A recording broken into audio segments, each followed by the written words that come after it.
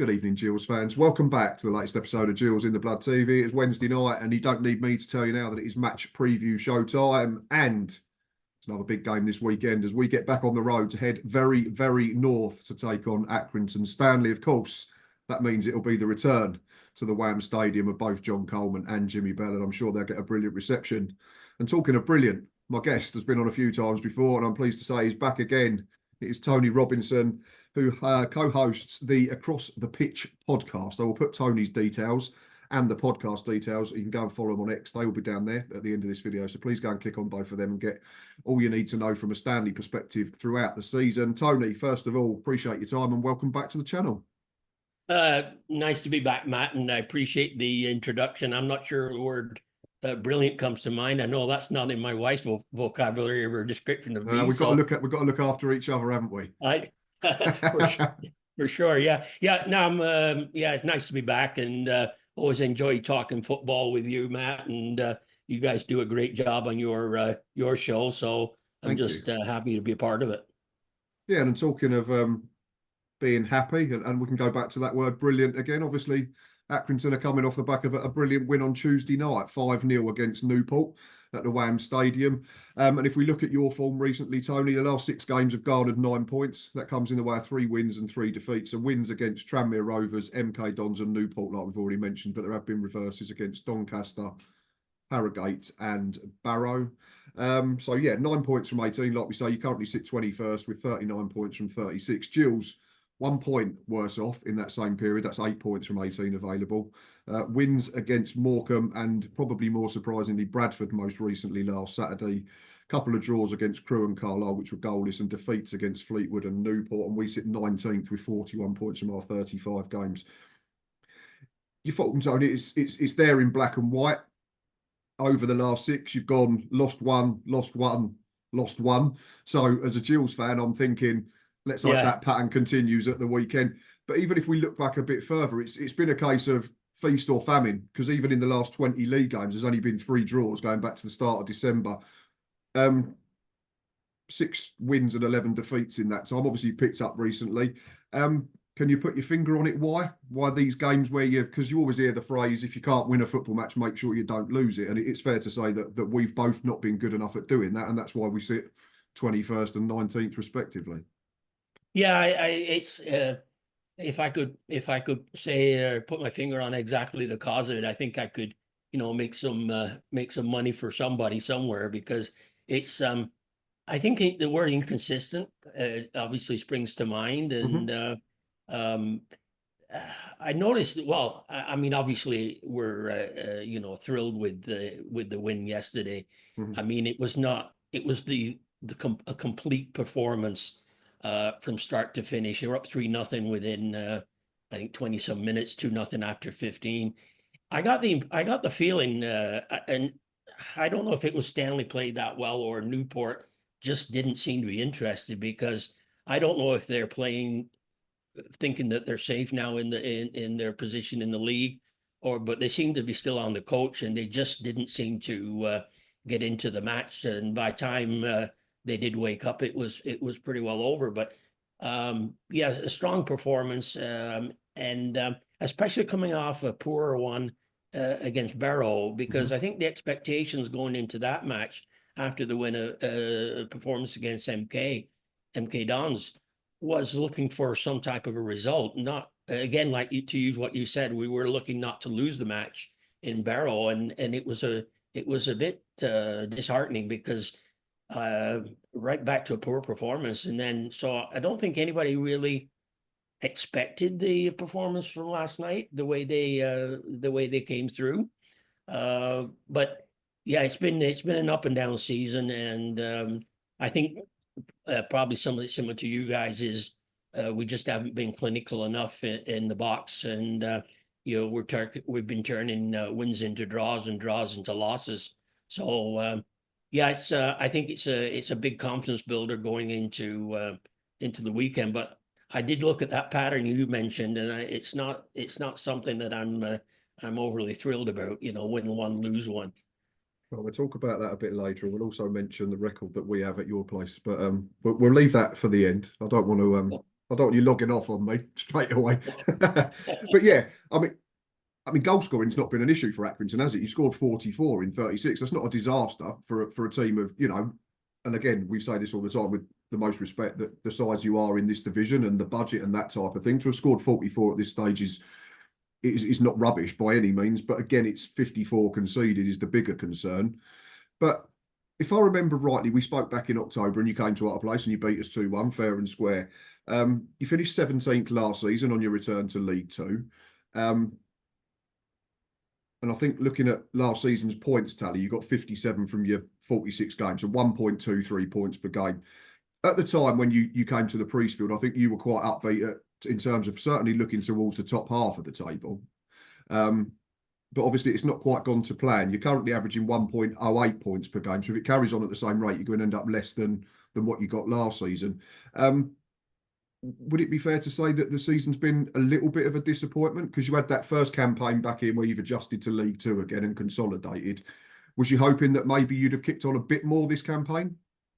Yeah, I think the expectations from people were that we were, going to sort of have a better season than we haven't. But I think when you look at what the pundits were saying at the beginning of the season, and that was a bit of an eye opener because almost to a T, everybody was picking Stanley to be relegated.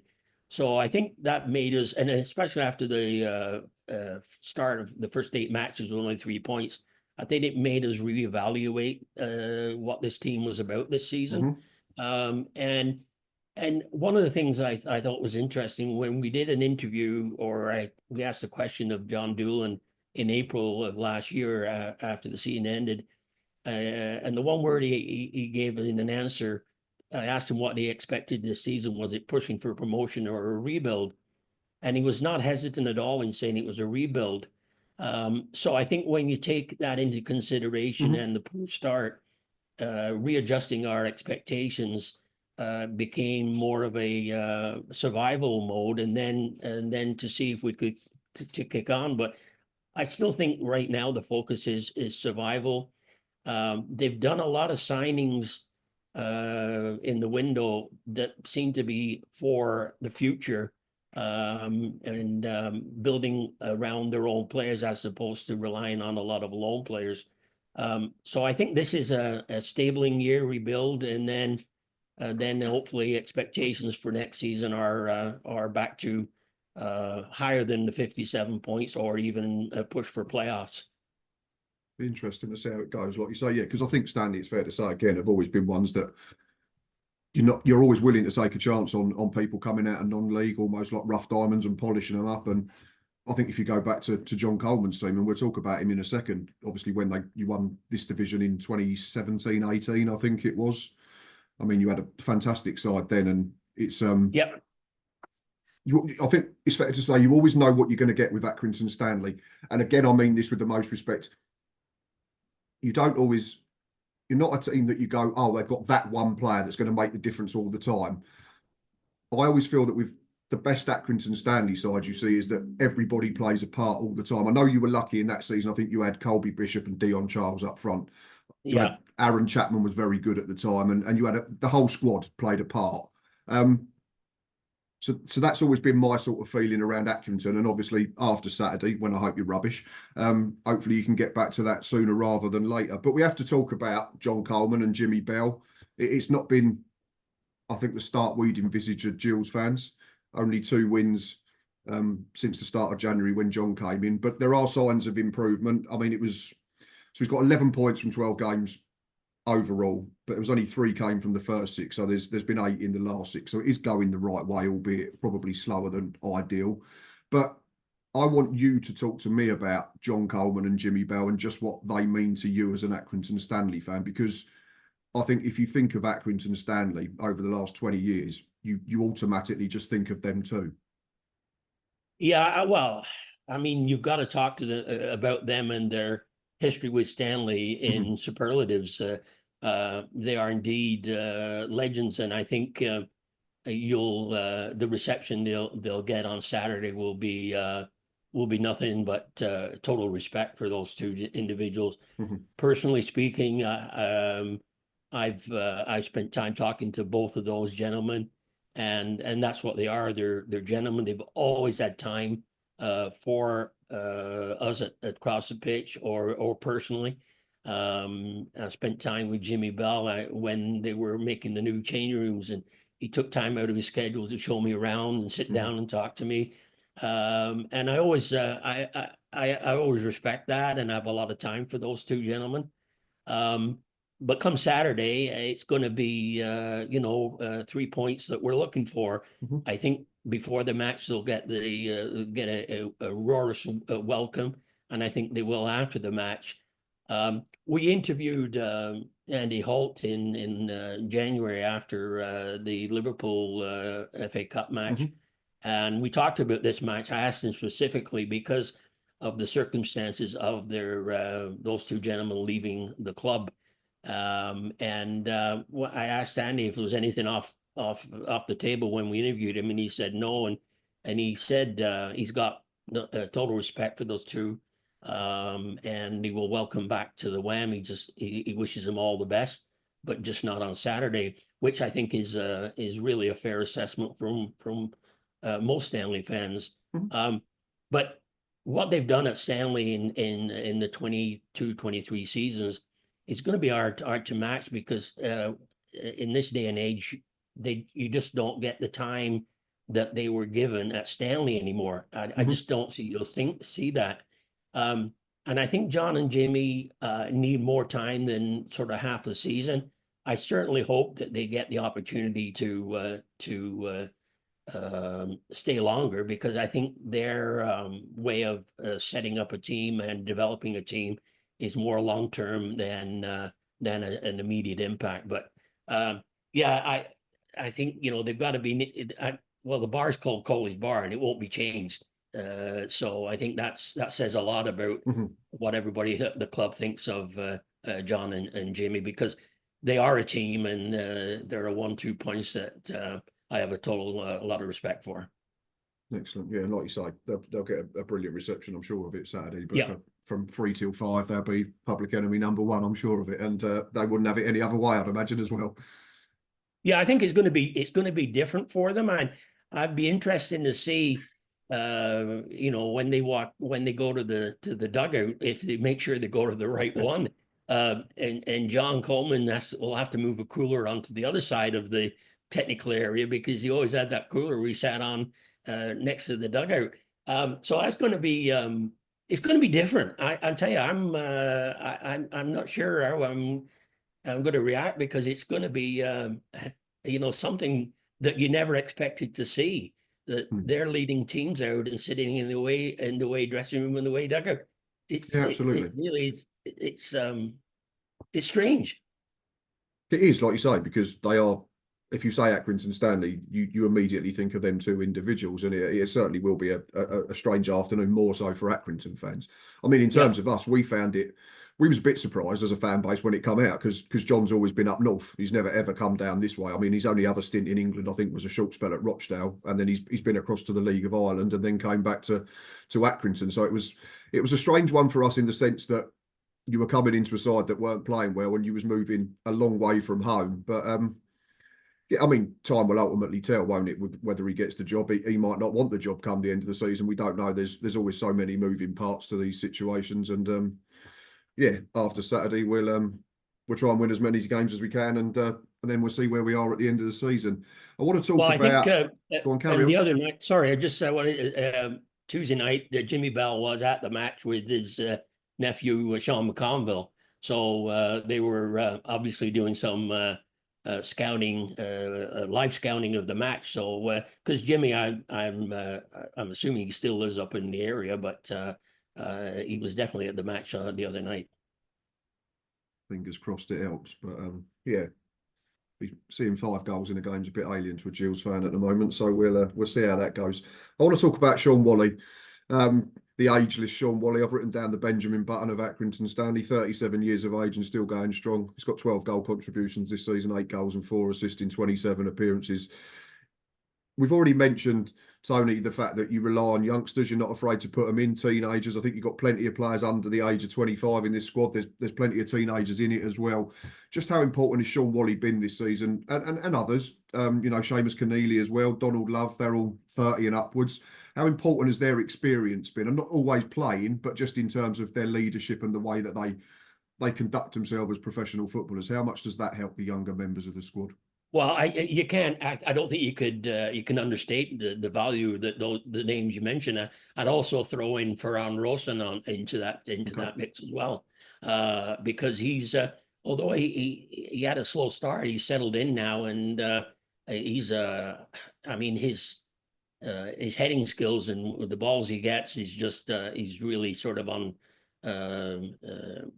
really setting the standard at the back. And it when we played at your place, and the back three was with Rawson, and there's two different back players down the back three now that played in that match. And one of them, Devin Matthews, was signed from non-league, 2 leagues down, and has come in and has taken that right back position, right center back position, and made it his own, and displaced Sonny El Jolfrey, who's been on the bench. They also signed Ben Ward from Burnley, that's left back, that's really played well. But you can Seamus Keneally is playing more limited time, but his minutes are really valuable, and I think that John Doolan is playing him right. I mean, when the match was in control on Tuesday, we're up 3-0 at the half, he took him off at halftime, and just because he said he felt a niggle and he just wants to make sure that he doesn't get any worse. Sean Wally, you know, he's been out for 2 or 3 matches now, and although we've won 2 out of the 3, you still miss his energy and his leadership and his skill up front. And what an example! I think his contract's up at the end of the season, but I'll be shocked if they don't try and bring him back for another season. And I don't see any reason why he wouldn't want to come back. But yeah, in Donald Love, I wasn't too sure when he came in. I didn't know a lot about him, but he's really sort of developed into a valuable asset. And playing on that wing back position, yeah, he's really contributed well. But yeah, they're the players you mentioned. They've been really, valuable to the younger players on and off the pitch. That's it. It's not like you say with Seamus. It's not always about playing 90 minutes. It's about, because you could have played him for another half hour, second half, and he could have got worse, and then he's unavailable for the game on Saturday. Well, now he might have a chance of being able to feature against the Gills as well. So it's clever management. One of the younger players that I've noticed who stood out for me is a lad called Tyler Walton. A goal and 3 assists on Tuesday night, I think it was. So that's some performance. Got a rating of over 9 on the app that I use, which is absolutely brilliant. That takes him level with Wally now in terms of 12 goal contributions throughout the season, and it's an even split, 6 goals and 6 assists. How's good's he been? Because looking at it, he's made 33 appearances, but he's only started 23 of them, so it almost makes them stats even better. Yeah, it's either, it's funny because he gets in, and then if he has a poor performance or he sort of seems to be off the boil, he loses a shirt and then he earns it back again. And but his performance the other night was was unbelievable, and they give him the goal there, and it was debatable because it looked like a Ben Wood free kick, but he got a slight touch for it, and they give him the goal. But the assists, I mean, that I think that's just as important from his point of view, is the way he set up the other players for the goals. He came from Southport, and I think he's 25 in that mid-20s range. And I'm surprised he hadn't been picked up before, but he's turned into a really solid player that that can play at this level and possibly at the league above. So very pleased with his signing, and I think he was, well, actually got to give credit to John and Jimmy because they brought him in. So, you know, they recognized the talent, brought him in from Southport, which we mentioned John Coleman before. He did have a bit of time at Southport when he was away from Stanley for a little bit, Okay. where he was Sligo Rovers and Rochdale.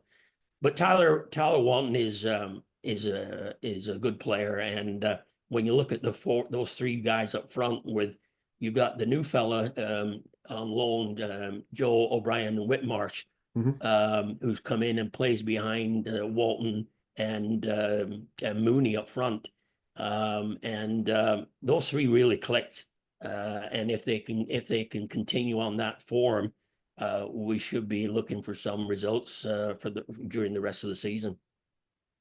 Yeah, I mean, between them, they scored all the goals on Tuesday night, didn't they? And like we say, Walton set up 3 of them as well. So it's and I think Ben Wood's got 2 assists. So yeah, it's a potent front three. And if you can sort out the other end, obviously there's been a couple of clean sheets as well recently, so to be encouraged by. In terms of system, because you've mentioned it there, it looks like in the last few you've gone to a back 3, played a 3-4-1-2. Before that, it looked like it was a back 4, like a 4-1-4-1. So was it a case of needs must because you weren't winning enough football matches? And have you seen something in the last handful of games that suggests this is probably the way forward? Well, yeah, and they did sort of for the last few matches. They've sort of you've seen a variation of like 4-4-2 sort of a system, but I think the way they've with the players they have now after the January window, the three at the back and 4 in midfield with the two of the guys playing the wing back position in Batty and in Donald Love. Then you got Seamus Keneally sitting in front of the back 3. And then I think it was Ben Woods who started the other day, sort of playing a more attacking midfield. And he had again, I think going back to Tuesday, they controlled that midfield. And they played the football going more north-south as opposed to side, and they attacked Newport, and so that was good to see. But I think the system, you know, everything just seemed to click the way the system was set up the other day. And I think the 2 up front with this young talented Joe O'Brien Whitmarsh in behind is really starting to click. Yeah, something we're certainly going to have to keep an eye on because yeah. So I take it Whitmarsh is one that came in January. Is that correct? Or yeah, he came in from Southampton, and because I think when we played you guys, the front 3 was Wally, Knowles, and Costello. Yeah, I remember Costello we was talking about back in the autumn. He'd started the season really well. He was on loan from Burnley, wasn't he? Yeah, and now he's I forget where he's gone to now, but he's I don't know if he's I don't want to say Morecambe, but I don't know 100% where he's gone to now. But Knowles has gone back to Boston United, and so and Wally's injured at the moment, so it's a different front 3 up front, but there's something about this young kid that I think he's going to do better things in his career, and he's not shy of taking a shot and going for goal, and seems to be working well with Walton and with Mooney. It was nice to see Mooney get off the mark because he hasn't scored for a while, and as a striker, when you're not scoring, that doesn't sit well, and for the fans and for him, and I think that's going to give him a lot of confidence getting those 2 goals the other night. Absolutely, yeah. And you can't be coming into it off the back of a better result, can you? Just to go on a side note for you, Tony, Dara Costello is now at Northampton Town. Sorry? Dara Costello is now at Northampton Town on loan. Oh, okay. It was okay. Sorry. He scored 2 goals in 6 appearances since going. Yeah, so he's settling in quite well there as well. So yeah, another one that comes in and you improve them, but that's the nature of the beast, isn't it? Unfortunately, when you got them on loan, if they do well, they get taken back and moved higher up the pyramid. Unfortunately. Yeah, I think I mean he certainly did well, and I know he'd been sort of there was high expectations, but he hadn't really performed at Burnley. and coming in, and he seemed to fit in well. Did Costello. I was sad to see him go, but when you get a guy in like O'Brien Whitmarsh, and you know, then you sort of it helps the other guy leaving when you get a talent in like Joe. That's it, yeah. Softens the blow, doesn't it, so to speak. Right. You're far too cheery and far too upbeat. So I'm going to give you some statistics about recent meetings between the two clubs to try and cheer myself up. Since 2018-19, we played 10 times. Gills have won 6. There's been 2 draws and only 2 wins for Accrington. We've scored 10, conceded 5. But, and I was quite surprised, Biz, there's been 5 games at the Wham in that period. And we've won the lot. And we've only conceded 2 and scored 8. So I'm now going to ask you for your score prediction.